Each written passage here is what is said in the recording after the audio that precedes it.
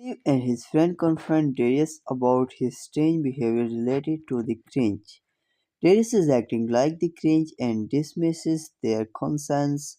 They visit Darius' house to confront him face to face. Darius claims to know everything and has been watching their location. The conversation turned to Darius' cringe meal, which he claims has his idea.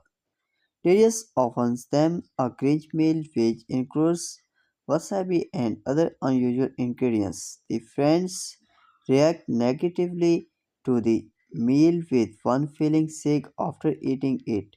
Darius insists he has a heart and wants to destroy Christmas in a humorous way. Topper brothers decide to leave after feeling uncomfortable and unwell. They plan to try taking to Darius again in the future. So thanks for watching this video.